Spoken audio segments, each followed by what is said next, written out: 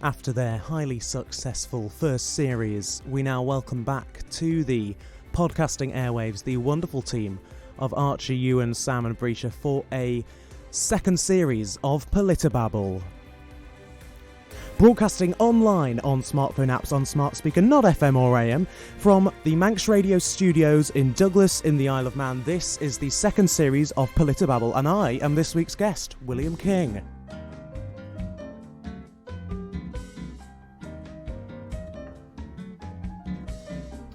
Well, that was, I must say, a very successful intro we had there. One take. That's one a take. PolitiBabble Better than Well, we've that's ever first. done. We had a little rehearsal, but yes, thank you very much. I enjoyed doing that. Perhaps I should start doing that sort of thing professionally or something.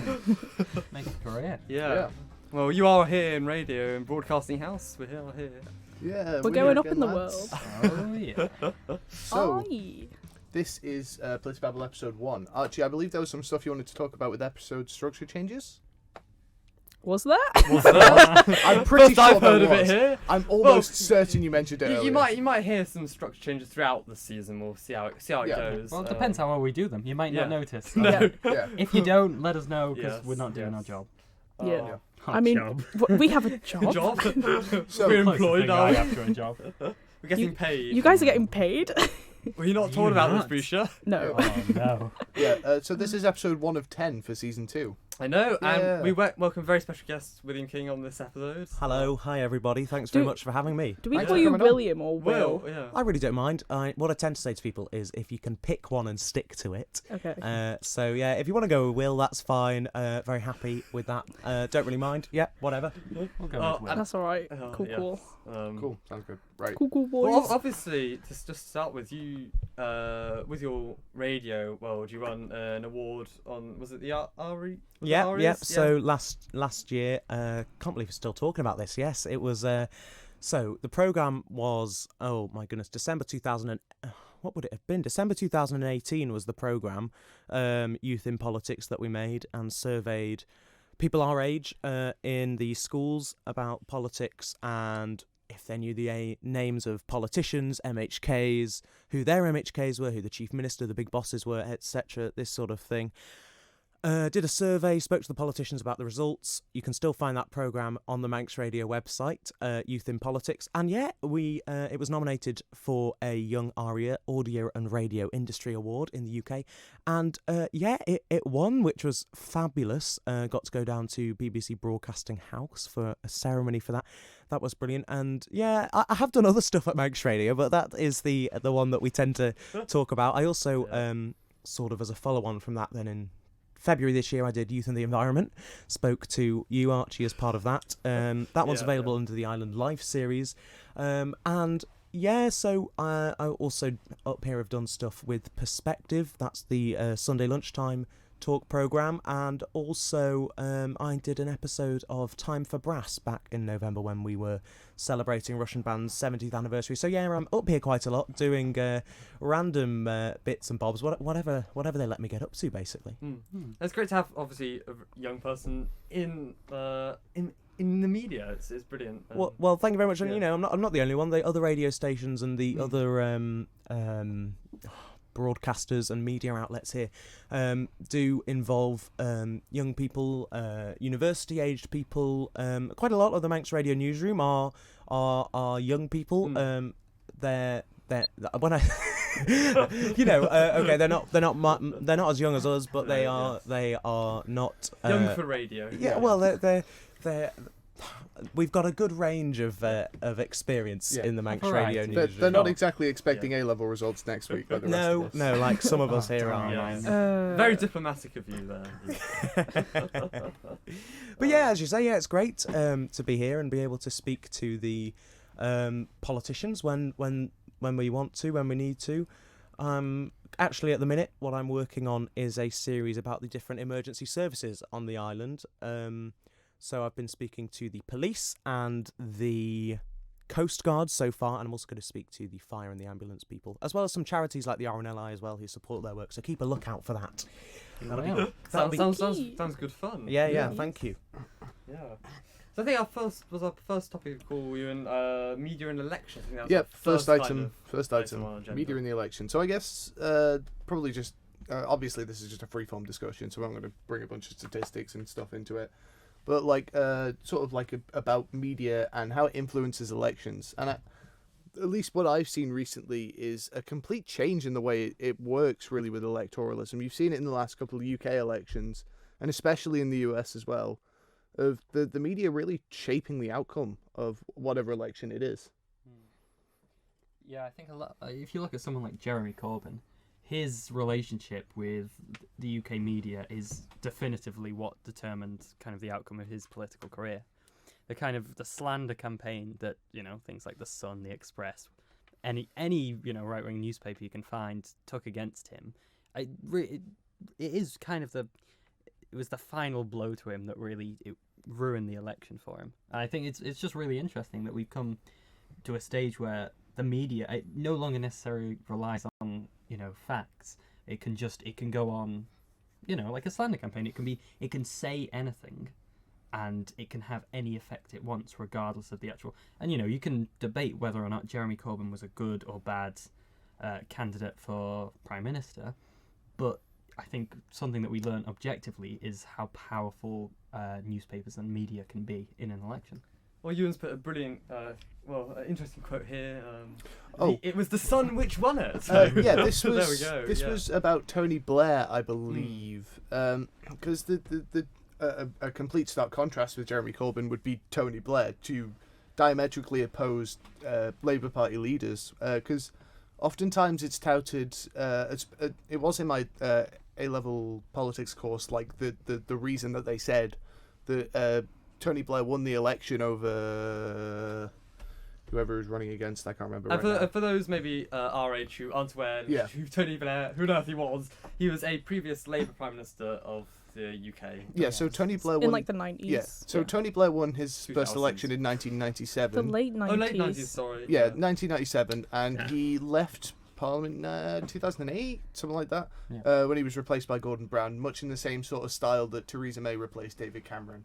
What I think is quite interesting about what you said, Sam, talking about the media and how you would say that it was sort of a campaign against Corbyn, is sort of what you were saying in the Sun and other newspapers. Do you think he would have won? Because if I remember rightly, it wasn't a small. It was quite a big victory for the Conservative Party. Yeah. Do you think that was solely because of how he was treated in the newspapers, or surely there were other things at play here? I mean, it was the Brexit election, was it not? What was it, last December? Yeah. Surely was there not other stuff like? No, there were loads of I'm not saying the only reason he lost the election was because of that, but I think it's more than just the election he lost. I think his political career has been ended pretty definitively by the media campaign. And, it's not just limited to Jeremy Corbyn or left-wing politicians. It's very possible now for the media, without any actual basis and evidence, to destroy and unmake a politician. That is something they can do now. And to a certain extent, this has been building for a while. But all it takes one accusation, one false claim, and from that, they can have ammunition to do anything you want. Well, it sometimes does, which is quite interesting, because if you look at something recently where the media got involved with politics, thinking about Dominic Cummings and his trip up to Barnard Castle. Somehow he's managed to survive that, and the media were going for him, weren't they? And the other parties were, but he's an advisor to Boris Johnson, and Boris Johnson said, "We're not getting rid of him."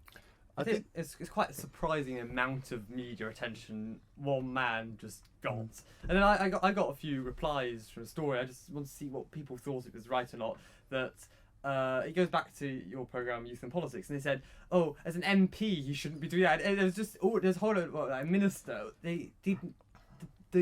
It's having the understanding that actually who he was and what he does. Which is, I think, precisely why Dominic Cummings was able to get away with it, because he's not an elected official. Exactly. Yeah. On the topic of actually being able, on Sam's point about like the media being able to completely unmake a politician, a really good example of this was the 2004 presidential election in the US. A man called Howard Dean did basically he screamed in sort of excitement during a political what's the word, like a rally, and it completely undid his career. He was absolutely slated. Sounds in the like media Ed for it. Miliband and the Bacon Yes, Bat. Yeah. it is. It is very much similar to the Ed Miliband Bacon Bat debacle. Like, very small things can unmake a politician. But I would agree with Will that it's not just the media. It's the media and a lot of other things. But the Yeah. media is still a big part of what makes or breaks a politician. It's what the public wants to read. Yeah. The media only Yeah. produces stuff that will be read. It doesn't produce stuff which will just be sat.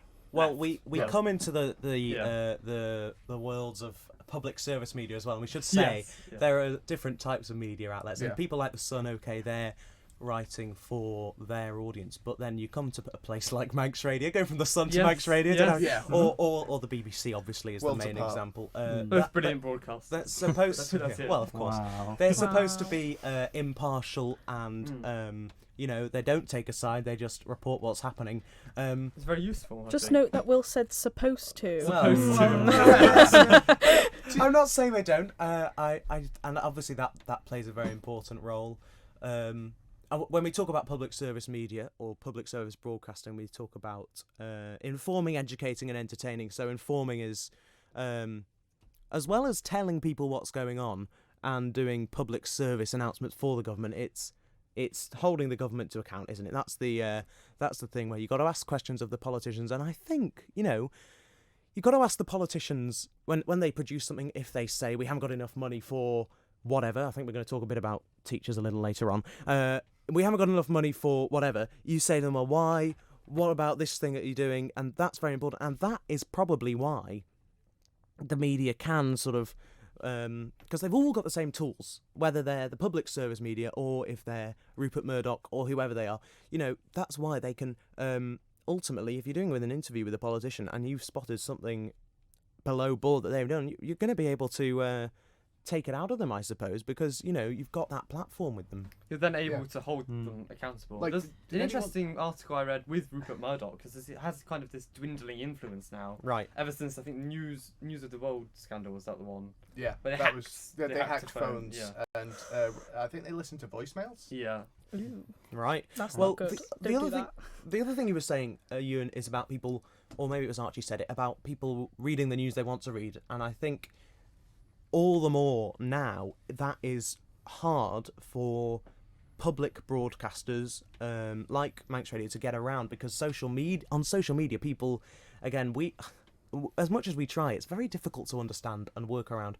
And people do somehow find what they want to read and the angles they want to read it. So, yeah, I think you bang on there. People read what they want to read. The Yeah. Facebook Karens create an echo chamber. Yeah, echo chambers have become Yeah. very common recently, and it leads to some really interesting stuff. Like, a lot of people I've seen touting like QAnon conspiracy theories. QAnon's, I'm pretty sure it's an internet forum of some sort, and they often sort of it's its own echo chamber, and they come up with a lot of conspiracy theories and weird stuff. It's all, it's usually quite bad, but like that's something that you see a lot nowadays. And just to explain like the echo chamber. An echo chamber is basically they speak to people with their own opinions, and it just reinforces the one idea that they hold. So they view they must be right, and it gives them kind of a vendetta to go forth.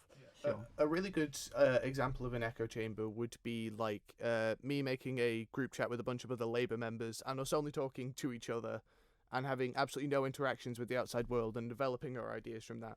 Well, it depends if you're the same side of Labour, because there's a big stretch. And I think the point of having a free press is to facilitate that discussion, isn't it? And is to try and allow people.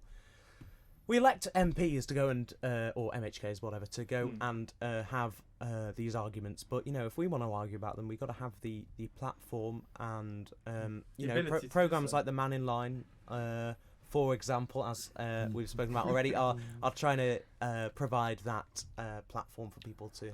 Yeah. Unfortunately, I couldn't find Discuss. the jingle on the Max Radio system to play out the. The Man in Line? The Man in music? Line jingle. I love the music. It is brilliant music and a Yeah. brilliant program every day, 12 till 1. Yeah. Tune in for Andy. Because I'm pretty sure we've all been on the Man in Line at this point. Oh, Archie, yes, you went on by yes. yourself. I got they, called an eco hippie. It was very fun. they came to our school and then they interviewed Sam and Brisha Yeah. for. Yeah. Will, have you been on Man in Line? I have I have not been on the Man in Line since Andy Wint Get outta here. took it over. But back when we did the Man in Line was a Sunday programme, I was on that, and it was indeed Andy Wint who presented that programme. But that was related to Junior Timwald that time when we did that. We weren't called anything. We were called like tax wasting scum or something we like were that. We were called a lot of things. We mostly just got quite told to funny. go back to school. Yeah, I think it was school holidays. Yeah, a lot of the things you end up seeing from programs. I think it's just the Isle of Man in general.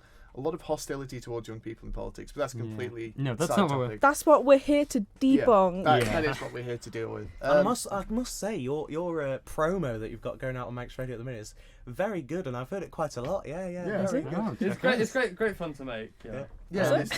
It was. It was Brucia. Don't say anything to contradict that there. Going back onto the topic of the episode. It did make us almost cry Thank last you. week when we had Yeah. to record it for the fifth time. that was. Thank you, Sam. I was just looking at this thing that I saved ages ago and I'd forgotten about it, but it really reminded me just of how kind of liberal, shall we say, certain media outlooks can be with the truth.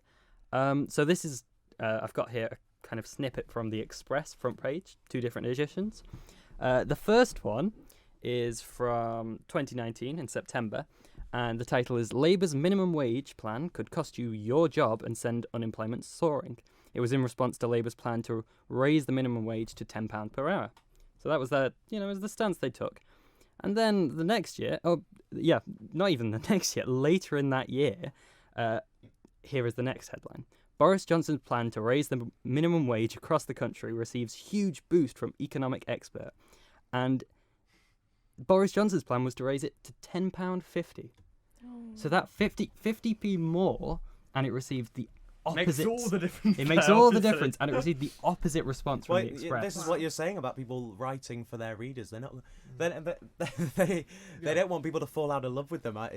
It's as you say, it's a contrast. But I'm afraid I don't think that's that surprising. You know. No, I wouldn't. That's why, It's a good example. that's why we looked at the public sector service broadcasters like the BBC, and they gave what I would say quite an equal, fair view, and that's the kind of press which obviously the government then supports through the licence fee, etc., and that then allows them to have the ability to. It's quite funny, isn't it, when you see people on Twitter talking about Laura Koonsberg or whatever. Half the people will say she's too left wing, and half the people will say she's too right wing, and that's purely because when you're in the middle, you're trying to. Play both if sides. you're interviewing a Labour politician, you're gonna end up taking a bit more of a right wing stance, aren't you, or the other way around? And so I think the people who fall to the left will think she's too far to the right, and the other way around. And I think that shows that actually she's doing her job correctly. Exactly. That was my thought about the BBC, because every time I mention the BBC to anyone else that's sort of as partisan as I am, I always get back to the BBC's, the BBC's biased towards Labour, or the BBC's biased towards the Tories. No, the BBC is doing its job correctly because it annoys everyone and it reports what they don't want them to report. And I do think, obviously, there have been individual cases where individuals have been biased, but the BBC as a whole is still. The BBC and Manx Radio as well. They're both, because they're both publicly funded and they're both very good at being impartial. And no bias there from us there, obviously. Sitting Yes, in the Max Radio we should studio. also say Max Radio is very bad at doing that as well, to make sure we got this perfect balance. there. I won't say that. I love you, Max we'll- Radio. yeah. Sponsor us, give us money, thanks. Yeah. We'll put a disclaimer there. We are having free advertising, free hosting, and free studios by Max Radio. So thank you very much. Shout out. But you're also terrible. Yes, you're also terrible. We love you, but we also hate you. Yeah. What's that called? Playing with fire. Then joking about a very serious topic. I know. Yeah. Being very facetious, and it's gonna bite us. Luckily, it's the internet, so it's non-regulated. Well, that's a conversation, I think. Yeah. Because that's actually a really good thing for me to lead on to, was talking about social media and sort of the public square idea. So a lot of people consider social media to be sort of a public square, like the new version of it. And that comes up a lot in sort of free speech debates, sort of the idea that anyone should be able to stand up and say what they want on social media without any sort of hindrance, whether that be Donald Trump or like me, completely on completely different levels of sort of fame or infamy in Donald Trump's case, and just being able to spread ideas around without the sort of hindrance that you see on a lot of social media platforms. One thing I do want to talk about is Donald Trump's tweets are very funny, but they're very Should we see what he's put up Yeah. recently? Are One we thing that all I going want to it on our phones? one thing that I want to talk about that Donald Trump's put up recently. So Louis Tomlinson, the One Direction singer, he released his debut album last year, and it was called Walls. And so there's also this thing with like One Direction's music video history where like there's a wall in it, and everyone was like talking about how they want to ban this wall, like Directioners obviously, not like Americans, and they were like, ban the wall, we hate the wall's so bad. And then like Donald Trump thought it was about his wall, and so he tweeted about it and it was just like, no. Amazing. I Well, think Donnie, that's the thing. no. As funny as Donald Trump's tweets are, It's are- actually sad. it's sad. But the thing that scares me is they've He's gone not to the stage where joking. they are actually dangerous for people. It's surprising. Well, clearly, whenever he hasn't got anything else to tweet, he just puts Yeah. "Make America Great Again." And I think for a man who's been in power for upwards of 4 years now, you sort of think, well, come on, if anyone was going to make America great again, is that not going to be you over the last 4 years? Well, Yeah. it seems to definitely be the new politics. Social media and kind of the media in general, it is the ability to persuade people. We look at the Cambridge Analytica scandal, for example. They took all the Facebook profile, that's another form of media, obviously social media. And they took all of those profiles and they put bespoke ads to make the people vote a certain way. They tailored them totally incorrectly, they misinformation. And it's just... And we can't talk about Donald Trump and social media without talking about TikTok, obviously, because yes. there's this big conversation bring it up. about. You mentioned the TT word there. Oh, I see. Right. TikTok. We need to be careful with those initials as well. Yes. Hello and welcome to Radio TT. Yo, well, or whatever it was last time. What was it? I Love Man TT Radio or something. Yeah. TikTok and Donald Trump. So there's people saying, oh, he's going to get rid of it because of that one event. But what I was hearing is, in fact, Donald Trump. What was I actually going to say? Okay, so Is a failed TikTok on star? TikTok, I wish. TikTok doesn't allow political advertising, does it? So although Donald Trump can, Make do a TikTok. he can Classy, bougie, overarch ratchet. over Facebook and Twitter in the United States. He can't over TikTok because he's got to have that organic reach, which he's not going to have, is he? No. If you think about the average TikTok user, I don't know if they're all going to be interested in Donald Trump's TikToks. Yeah. Maybe No. they would be. I don't know. One thing that I do love is I saw a TikTok actually that was like, guys, we should ban TikTok in America because it's bad. The Chinese, grr, but you can have your guns. Take all your guns. They're fine. Yeah, No, it's just so bizarre to me. Therein lies the cognitive dissonance of people like Donald Trump. Cognitive dissonance just being contradictory thoughts, pretty much. Yeah. But like therein lies the cognitive dissonance of Donald Trump. In like, you'll never take away our guns, but I'm gonna ban TikTok, or like let the free market determine it, but I'm not gonna let a company self-regulate its own social media platform. Exactly. And then they say, oh, Chinese can't take my data. But the irony is, if they want your data, they can get it from other means. They already have your data. So China most likely already has your Exactly. data, and they don't care what you as an individual want. It's about like large groups of people. well, the thing is, we don't want China to have our data, but we'll let the US government or Yeah. we'll let the UK government have our data. It's a very Like true patriots, they only want the Americans to steal their data. yes. I only want good stolen American data. As you should. Yes, as you should, as you should. It's the message of PolitiBabble. Yeah, TikTok is interesting. I follow a journalist a BBC journalist on Twitter who does a lot of stuff about TikTok, and she put something quite interesting up the other day. I'm just going to retweet flipping loads of stuff on here. Let me try and find. Don't we what love she was Twitter? Let me try and find what she was In, actually saying. in this 'cause- little bit where Will's searching for Yeah, a tweet, we will now yeah, we have discuss. Well, sorry. What shall we discuss, guys? Non-political people getting involved in politics over Twitter, I think a really good example Oh, of that but- is Elon Musk and Kanye. Yeah. Elon Musk is. Well, Kanye is now Funny. political, but Yeah. Elon Musk comes out with just some of the hottest takes on Yeah. social media. Someone who is apparently so smart, he is very dumb. Yeah. That's my... I have found these tweets. Anyway, Okay, she's right. just saying stuff like, it's all. So this, she's tweeting and she's saying to her audience, what everyone needs to understand is banning TikTok for Generation Z is as if overnight you suddenly took away your Twitter, your Facebook. Suddenly, how you express yourself, discover things, and follow the people most important to you just disappears. And then she goes on to talk about how a ban in the US doesn't just affect the US because it also affects people in the UK and the rest of the world who are producing content which is being consumed by people in the US. So, for example, she's just hit something like 100,000 followers, which means she's now officially an influencer. But she's going to lose 13% of her reach if it goes in the US. So it's not just impacting. So what the point is Donald Trump trying to control his own country is having a big impact around the world as well. Yeah. And it's to be honest, kind of moot anyway, because everyone knows how to use VPNs nowadays. The Chinese can't even control their own people's internet usage. There is no way that Donald Trump's going to be able to do it. Well, it was India's already banned TikTok. Yeah. From TikTok. what I understand, Yeah. and you can't get. They've put a firewall where you can't get round it. So that's Yeah. the problem. Yeah. we face I think there. that a big part of it as well is it's not just for the act of actually doing it. It's like it's a power move. It's Yeah. him. Donald Trump wants people to know that he is, I guess, stronger than TikTok. What do I you think- think?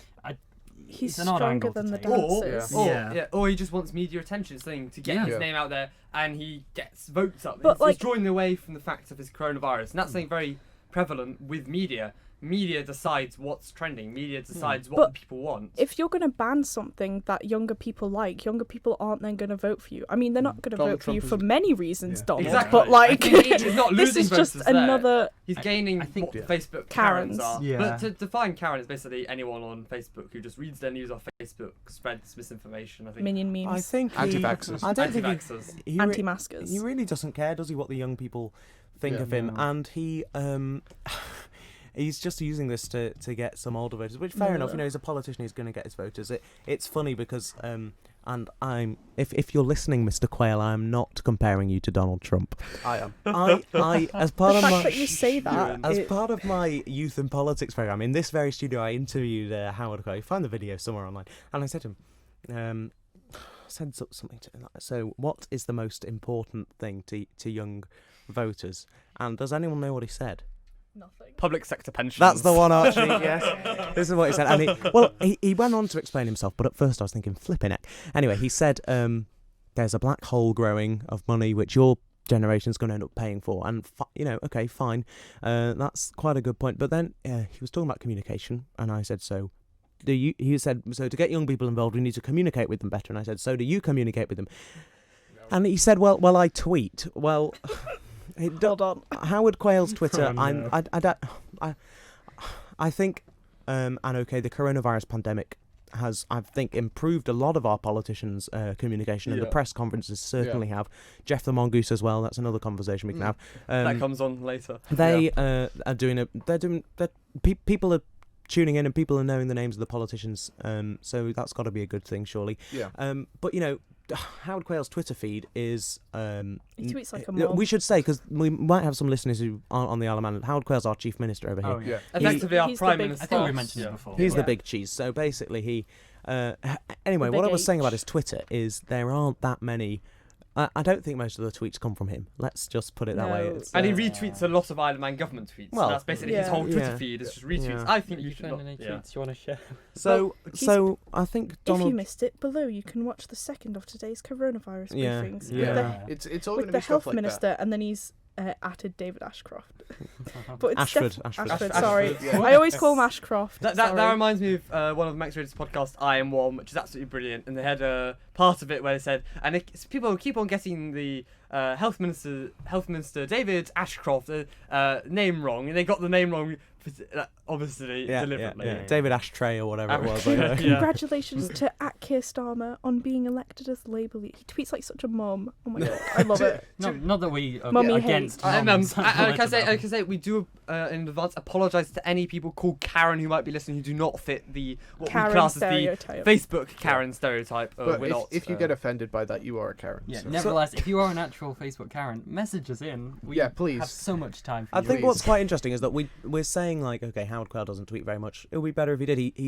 He's said on record before, I don't really like Facebook, and that's sort of fair enough. At least Donald Trump's using it is what I think, and he's got his audience and he provides I the fe- I feel entertainment like on the it's- TV. I feel like it's better to not use it than to use it in the way Donald Trump's using Yeah, it. to be fair. well, that's interesting. That's interesting. But Donald Trump is, he's reaching his audience, and there's no there's you can say there's no such thing as bad PR. Okay, Yeah. might not Yeah. be true in politics. Especially in Donald Trump's case. I think He can do anything, and it just gives him more votes. I think to be fair to him, you'll give it to him. He does a very good job at getting people's attention, Yeah. getting people to Yeah. He's very find loud, him funny. yeah. He's very loud. He's very To be fair, I think, interactive. in my personal opinion, his entire 2016 campaign was a PR stunt Mm. that went Yeah. horribly, horribly wrong. Just Yeah. like Because he Kanye won. West. Yeah, but the thing is, Kanye West doesn't have the potential to go horribly wrong because he's not on the ballot in as many states as he needs to be to actually win. Right.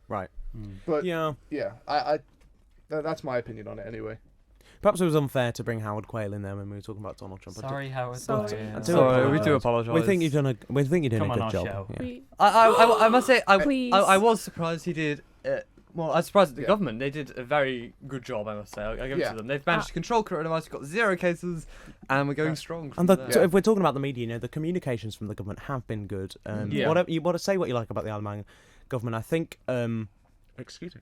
At the there we go. Okay, when the pandemic came, they stepped up and they started doing these press conferences. And okay, they still did them up until very recently.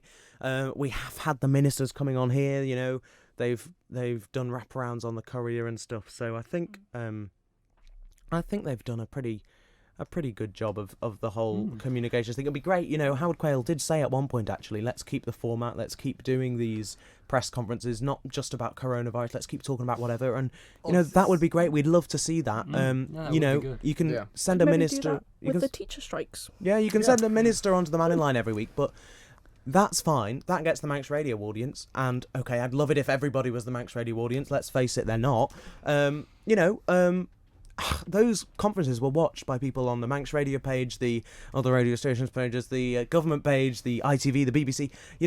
The newspapers. They reached a lot of people, and I think more than any of the Yeah. other posts, I look at the engagement just Yeah. scrolling Yeah. through Max Radio, and they Well- got loads of engagement. And I must say, they adapted extremely quickly from having Yeah. no press conference capacity to suddenly One all thing, press conference go. I've been fairly critical of the government, especially Howard Quail, as of recently, ever since I joined the Student Climate Network, really. But I think they've handled this Hello. one quite well. Yeah, that's on Archie. I think that's a creepy hello there. Because Hello. I think I may have called him willfully ignorant in one of the press things we did. May definitely. I definitely did. I just can't. I think it was Howard Quail I called willfully ignorant. Yeah. Yeah. Well, if you want to join the Isle of Man Student Climate Network, send us a message on @IAMSCN on everything. There's your Manx Radio ad. I stand by my statement. I that is a hill I will die on. But yeah. one thing I would like to say about the coronavirus briefings is when they closed the borders, there was this guy, I can't remember his name, but he was from ITV. And Joshua Stokes. yes, it was yeah. him, and he was like, "Hi, Joshua Stokes from ITV. What do you think about such and such?" And then I was watching the live stream, and someone posted, "Why is there a person from ITV here? Aren't the borders supposed to be closed?" Yes, he ITV lives here. Yeah. I was like, ITV do doesn't you, exist on the Isle of Man. do you maybe think he's a freelance journalist who lives here? It was so funny. Honestly. I think he's It made me employed by giggle. Granada. Yeah. He is Yeah. employed. Yeah, I think what I loved was seeing the variety of backgrounds. It started off, I quite liked the background on the first one, and then it just went to a black just drape, and I just thought, Yeah. why this? And now it's finally gone to, they got a proper backboard up with their government media stuff on, and it looks really, I must say, it looks good. I mentioned Jeff the Mongoose before, and I think quite a lot of the work that has gone on, creating these characters like Ashy or Dr. Al or whatever, okay, fair enough. That's got Howie. people watching. I think there's a line though, isn't there? It was the press conference wouldn't be complete without David Ashford giving us the figures, or doing the shout outs was a good idea actually, but what the point is in some of those press conferences they were announcing, two Important. people have died. Yeah.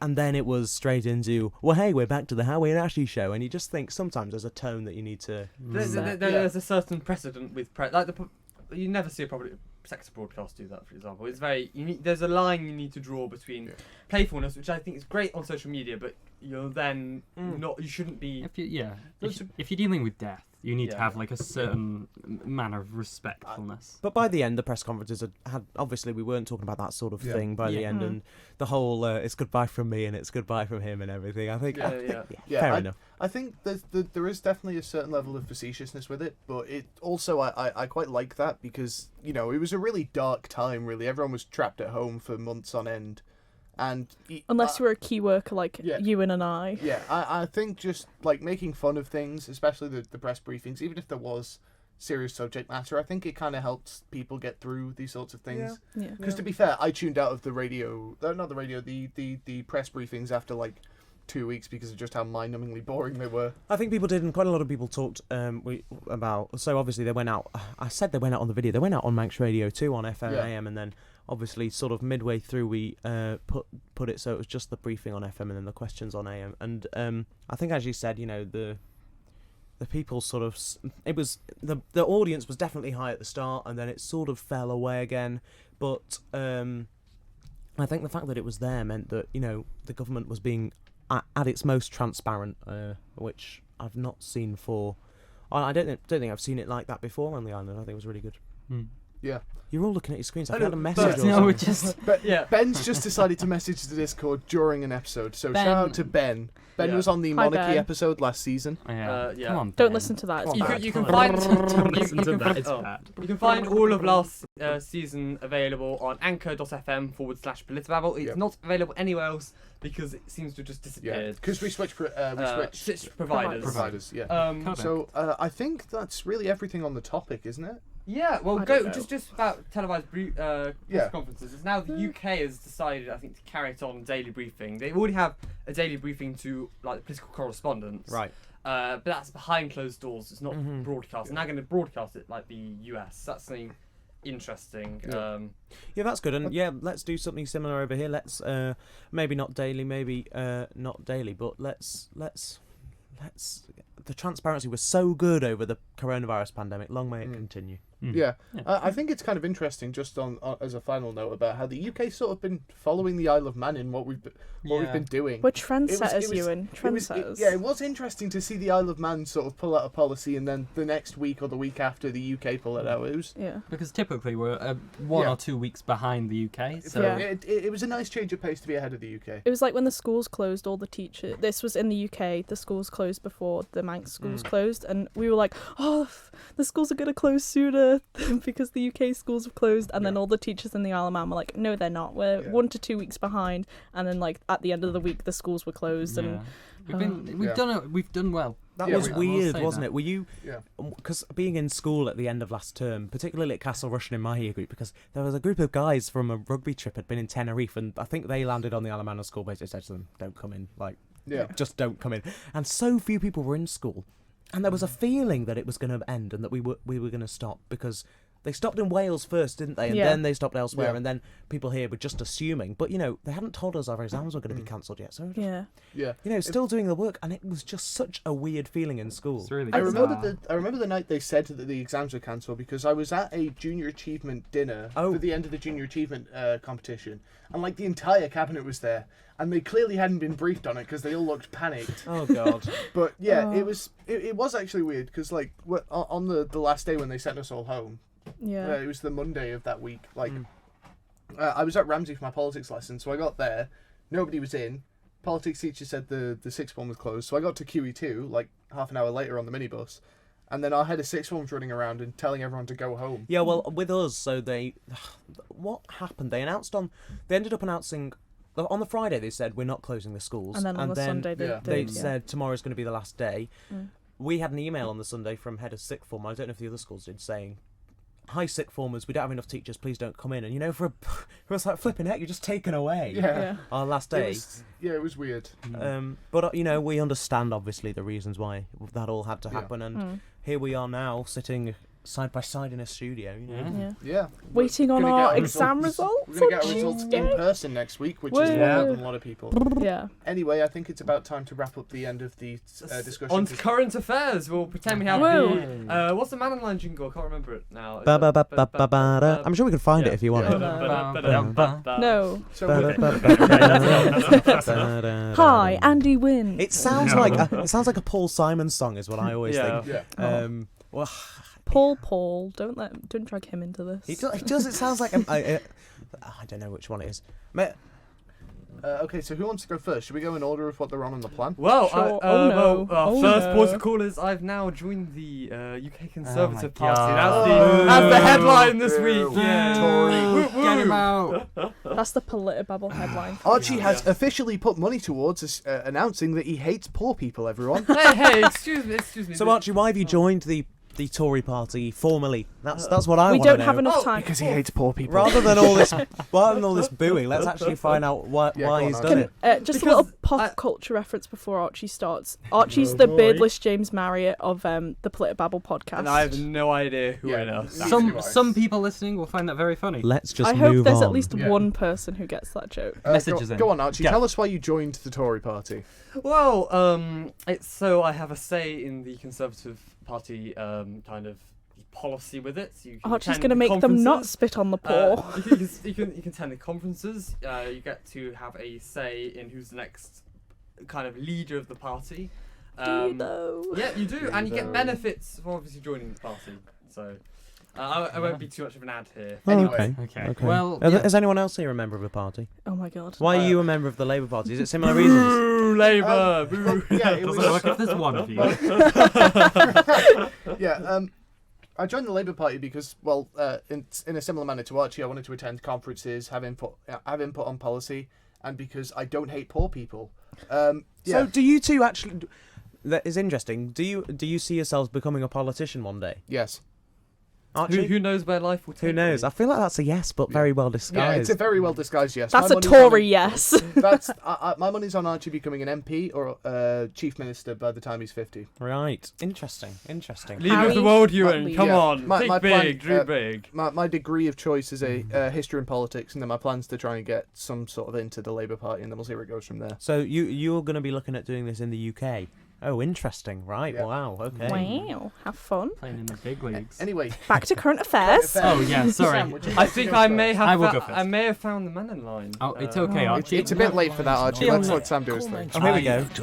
Am I doing a voiceover of it? On 682. Actually, this is serious. That's our man in line. Cool. Okay, Okay. just to show we take it seriously. Very nice.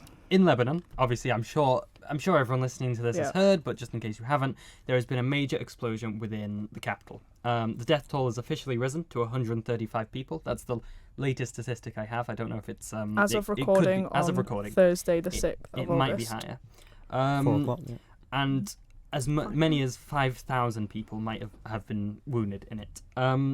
The Lebanese government has declared a 2-week period of national emergency. That they've said that could be extended. It depends what happens following. The EU has gone into, if it wasn't already in full lockdown, it's now gone into full security lockdown as well. Yeah. And obviously, Lebanon has got. If we had a history section, Archie, we could talk about the Lebanese civil war and stuff like that. But We don't. We don't. So Thank goodness we avoid that. Yeah, all you need to understand is that Lebanon is a bit chaotic. Yeah. This is Beirut especially is prone to car bombings, and a lot of the interviews I saw were people like, "Oh, I thought it was just another car bomb," but the smoke looked different. I like that. That's kind of a depressing sort of there's line, but the explosion's absolutely devastated the city, hasn't it? yeah. It was I think it was right next to the medical supplies or something like that. Yeah, Yeah. it's been, and that's kind of why, and among other reasons, partly the history of the area. Yeah. It's believed that this has been, this is a signal that the region is going to enter another era of chaos, which is really worrying. If you know anything about the Middle East, it's not in a brilliant place right now, Yeah. and the last thing they really need is another crisis to unfold in I think I made some Lebanon. comment on the Discord about it being the Yeah. Lebanese Civil War 2.0. I don't. You on. want to give to any charities? I think the Red Cross is the main one that the people Yeah. of Lebanon are kind of saying, if you actually want to help, give to the Red Cross, because that's the. I don't know if anyone knows who's behind any of this bombings No. or anything yet, Yeah. or if anyone's claimed it. Well, the Lebanon, I think the Interior Ministry or Right. the Lebanon government say Yeah. it was due to customs had impounded some nitric. Yeah, it was. it's ammonium nitrate. Ammonium Yeah, nitrate. it's interesting, isn't about it? 4 years ago and stored in a warehouse unsafely, and then it blew up. I don't know Yes. about anyone else, Yeah. but over the lockdown I watched quite a lot of Spooks, which is old but really good, and I just discovered it. I know there's 10 series, and I think I'm on to series 7 now. But that they talk a lot about stuff in the Middle East and explosions, and because you're looking at it on that program through the eyes of MI5 and the security service, you know what's happened in inverted commas, happened in the fictional world that they're in. and then you see the story they tell the BBC newsreader to read out, and often it's blurred. So you gotta sort of be a bit skeptical about whatever the official line is in these things. I think, especially with Definitely. the Syrian civil war wrapping up in the manner that it is. It is, I'm skeptical, but we'll see what happens. I hope it wasn't anything like that. But it wouldn't be uncharacteristic for the region. Yeah. Well, I think we watch this space, I suppose. I was just double checking, and it is, if you do want to donate anything like supplies or money or whatever, it's the Lebanese Red Cross is the main provider. There's also the United Nations World Food Programme, which is providing, unsurprisingly, food for the for the survivors and victims. And I would encourage, even if you can't give money, if you're not in a position to do that, share articles. Yeah, share articles, go links. online, just talk to people about it, research it. Because it's a really serious thing, and it's and that's the message. So the next article, Archie. Well, sorry, I'll go back to the mic. The Bank of England has said that it will not be as bad an economic downturn as it was predicted to be, which I think it's about 14% down is the economy, rather than before, which I think was it like 20%. I think the headline I heard was it's gonna It's gonna take longer, but it's not gonna be as worse or something. So it seems a bit sort of risk control. If we're gonna spread it out over a longer time. I don't know how long we're talking, Archie. Have you got any... it will be back to pre-COVID size by the start of 2020. 2022. So at the end of 2021, back to pre-COVID size. It should grow about 9% next year. All economics for you there. Is that? Can I ask? Is that taking into account the chances of a second wave and things resetting, or is that just including what's happened so far? I assume Don't so. Well, the thing is, coronavirus. There's not necessarily a second wave. It just is just more. You just have cases. What I mean is, if because the UK is as we are ourselves coming out of lockdown, things are starting to go back to normal. I mean, if things were to reset to as they were before, we would. But again, they might not have put it, and we don't know. It would just take longer to recover. It's a good point because we don't know. That I saw a person speaking to LBC this weekend. Pub landlords saying, "I'll close my pub if it means my daughter gets to go back to school." Because there's this trade-off that they're talking about at the minute. So whatever the situation is now, it could well be different by Christmas, I think. We could be back in lockdown at Christmas. As our Lord and Saviour Boris Johnson says, it will be all over by Christmas, as they said with the war. Flashbacks to the war. A famous line that's always turned out to be true when it's been said. Never been wrong. Can I intercept your current affairs section? Yeah, Sure, Exciting. Exciting. You've got a list here, and there's one thing I thought we might mention is the Isle of Man's going to get a new boat in 3 years' time. Is that not worth talking about? They should name it PolitiBabble. That's the name of the boat there. Right there, PolitiBabble. I mean, none of us will all be at like university or doing Probably on whatever it quite by a that lot, time. aren't we? You're taking the boat. Yeah, that is actually a one that I'd forgotten about. Yeah. So yes, this new. I don't think we've got a price yet. I think some ship enthusiasts on Twitter are saying it's going to be upwards of 60 million quid. Or something like that for the government. The government obviously owns the steam packet now to pay. They said it's going to be funded by commercial means. Oh, I see. I don't really know what that means. But it'll be funded by commercial. We don't really know what's going to be happening. Yeah. Well, I mean, the steam packet is government controlled, even if Howard Quail doesn't want to touch it with a 10-foot pole. Don't get me stuck into why the government won't. Let's Howard not get Quail, into 45-minute discussion. Howard Why Quail won't you is- allow the steam packet to be access freedom of information? Well, we don't want the politicians to be involved in It's business. interesting. I think when Let's they not pick a fight with him. when it came under, he's had enough on this program. When we the public bought the steam packet, which I suppose is effectively what happened. I heard stories from people who work on there, like people started going mad and they were treating it badly, and they were saying to members, I own this now, like this is and like slamming doors in people's faces and stuff. And you just think, right, well, I can understand why the government want to have it at an arm's length. Allowing the business to operate itself. It's quite interesting. Bus vanning is within the DOI, and but it controls itself. Going Speaking on of buses, I have started a new campaign in my plethora of previous campaigns. It's how many of which are successful, Archie? I think go on, Archie. easily 100%. I've only actually set up one on my student right now. I think that is quite successful. We've pushed. Yeah. We're now a stakeholder group. Yeah, we're now a stakeholder group, and they still ignore everything we say to them. But Hey, we've got That's 'cause we're consultation children. and we got some emergencies. We've got that through. On the But topic of the I Student Climate created- Network, when Archie was talking about his thing with Howard Quail, that was a meeting we had with him late last year. Right.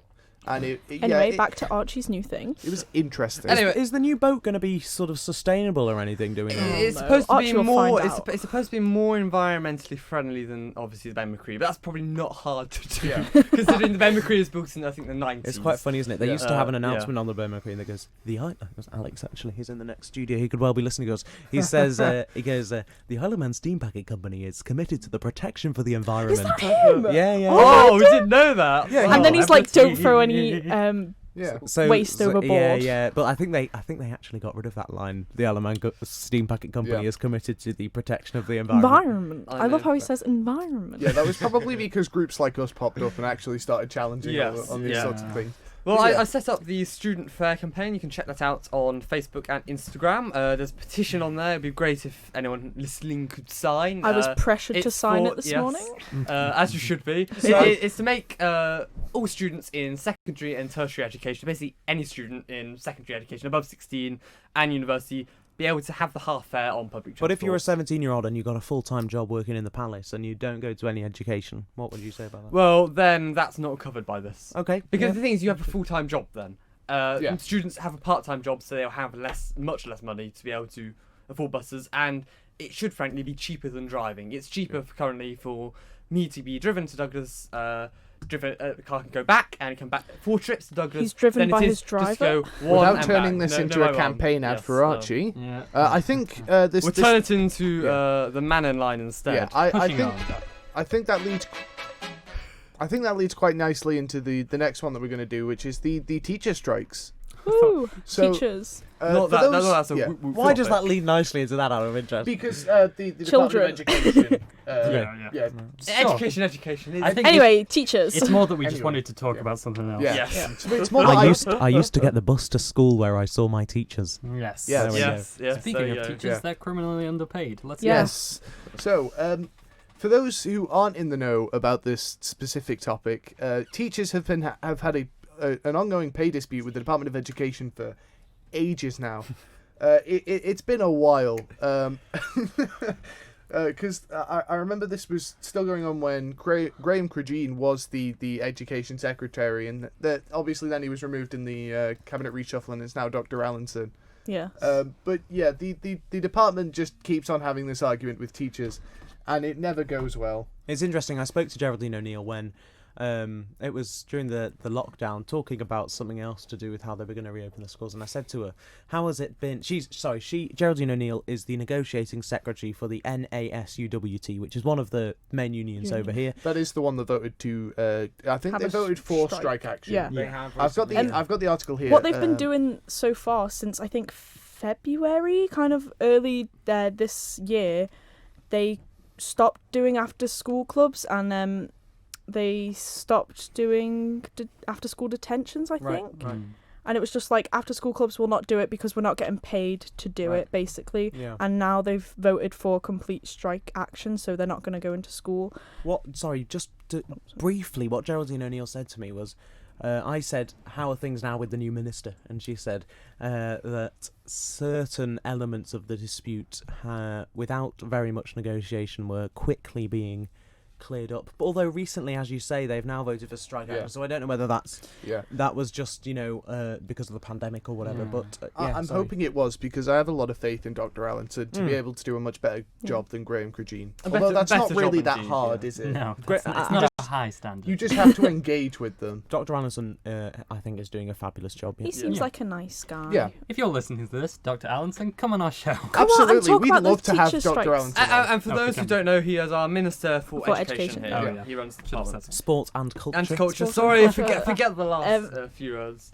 DES. C. DESC, the Yes. Department of Education, Sport and Culture. Well, I Anyway. think that is our That's PolitiBabble it. episode for this week. Wow. You can join us next week. I think we're publishing on Thursdays now, if that's right. Yes, so Yeah. the way Thursday? this is going to work is because when we finish up in the studio, we can immediately put this on YouTube. Which we are doing, so Which we enjoy. are doing. You've probably seen that now. You will see this in like a couple of minutes after we finish up, but the Yay. actual podcast version is going to go up later on because we can't put that up immediately. Yeah, that'll go on probably tomorrow. We'll get different ones, but if you have any comments, please email them in to Or- @PolitiBabble. Yeah, don't Just, call in on whilst anything. we're trying to record an episode, Ori. Yes. Come on, Ori. Do Well, that th- next week. I know, yes. But thank you so much for William for being on. No, It's thank great you to for have having you. me. Yeah, thank you. A William. great Yes, work thank that you. you're doing. I think it's great to have young people talking about all this sort of thing. I hope when you and you go off to university, either you'll keep doing it or maybe you're going to fill his gap. Yep, I don't know. I've We'll replace purchased him. a microphone, and we're Oh. going to be messing about with it. With And the see if next it couple of works. weeks. Oh, hopefully. fabulous. We're just going to see I how thought we we were can work. replacing you, Ewan. Yeah. No. I put out ads and everything. We're replacing you Yeah. with Will. Come Oh, on. no, I'm Yeah. going- I'm going off Will- too. Will's the new one, yeah. On an Will's unrelated note, leaving. if you want to be part of our podcast, message us in. Yeah, We're come on, replacing Dr. Allenson. Archie. Yeah. Oh my god, full-time member. Yes, Yeah. please. Yeah. And you can have some Man and Line music. There we go. Oh no. Archie Well, is loving the being in man this in line. studio, Yeah. isn't he? He's really bigging We're up the going to man have in to line. take him off the desk for the next episode. We are. But anyway, that was Yeah, PolitiBabble. thank you for listening. You've been PolitiBabbled. Hugs and kisses. Mwah. Perfect. Cool. So this was a This was a PolitiBabble production for Manx Radio. This program was produced by Archibald Elliott, and we can all have fun joining us next week on Thursdays and Fridays. Enjoy. Bye.